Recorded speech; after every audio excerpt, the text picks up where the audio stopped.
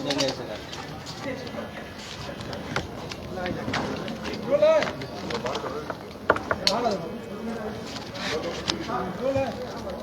Budget पेश हो गया है, कितना हेल्दी बजट है? देखिए, ये बजट में कई ऐसे चीज का उल्लेख है जो ये दर्शाता है कि जो पूर्व की बजट आई थी उसमें बहुत बड़ी खामियां थी। मैंने पूर्व की बजट जब आई थी उसमें भी मैंने कहा था कि कैपिटल एक्सपेंडिचर की तरफ सरकार ने ध्यान नहीं दिया है, और इस बजट में इसको एक्सेप्ट किया है सरकार ने कि हम लोगों ने कैपिटल एक्सपेंडिचर में 59% की बढ़ोतरी की है।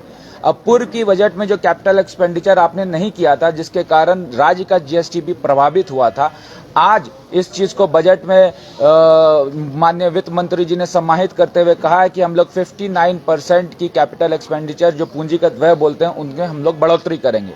इसका मतलब आपने सबसे पहला जो बजट पेश किया था 21-22 का, उसमें त्रुटि थी, खामियां थी, जिसको आज इस बजट में देखने को मिला है। उसके साथ साथ ये बजट एक रूटीन बजट है, इसमें कोई नया इनोवेटिव चीज राज्य की सरकार के लिए द्वारा जनता को नहीं दिया गया है। जितने भी चुनावी घोषणा आपने की थी उसमें से एक भी चुनावी घोषणा को अमली जामा पहनाने के लिए इस बजट में उसका उल्लेख नहीं किया गया है। हल्के से आपने टच कर दिया कि हम लोग 50,000 रुपए बढ़ा देंगे प्रधानमंत्री आवास में, लेकिन आपने ये नहीं बताया कि संख्या क्या होगी प्रधानमंत्री आवास के सैंक्शन की। हो सकता है आप सैंक्शन घटा दें और इसका जो पैसा बचे उससे आप 50,000 रुपए एक्स्ट्रा बढ़ा दें। आपने चीजों को टच करके बस छोड़ दिया है, उसके बाद उसकी गहराइयों तक आप नहीं पहुंच पाए हैं। आपने बड़े बड़े यहाँ पर वर्ड्स यूज किए हैं, ease of doing business, ease of living. आप बताएं कि आपराधिक मामलों में जो आज बढ़ोतरी हुई है, जिसके कारण यहाँ पर ठेकेदार काम नहीं करना चाहते हैं, यहाँ पर नक्सलवाद की घटनाएं बढ़ गई है, उसको लेकर सरकार ने क्या क्या कदम उठाए हैं इस बजट के माध्यम से। ईज ऑफ लिविंग बिजनेस में आप देखिए, जो ह्यूमन इंडेक्स होता है जिसमें लगातार झारखंड पीछे जा रहा है, नीचे जा रहा है, उसको लेकर आपने एक आम जनता की जिंदगी जीने की जो स्तर होती है उसकी बढ़ोतरी के लिए आपने क्या क्या यहाँ पर योजना बजट में सम्मिलित किए हैं।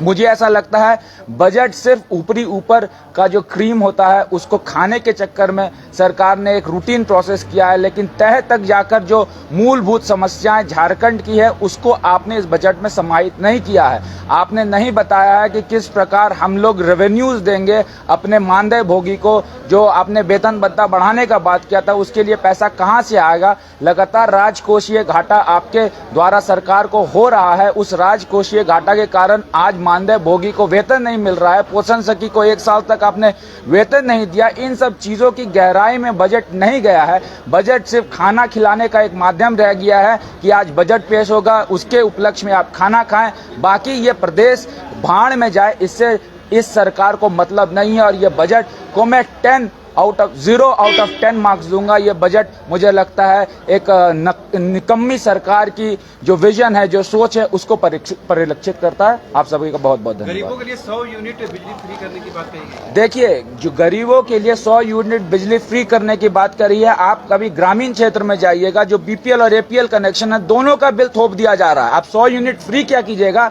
आप एक गरीब परिवार से 2-2 बार बिजली बिल ले रहे हैं। जो सबसे बड़ी दिक्कत इस सरकार में है, सरकार को चाहिए कि पंचायत स्तर पर जाकर शिविर लगाकर वहां पे ऐसी त्रुटियों को सबसे पहले ठीक करे, उसके बाद ये बड़ी बड़ी घोषणा करे कि हम लोग 100 यूनिट बिजली का बिल माफ कर देंगे। ये सरकार घोषणा की सरकार है, घोषणा के बाद ये सरकार कुछ नहीं कर पा रही है।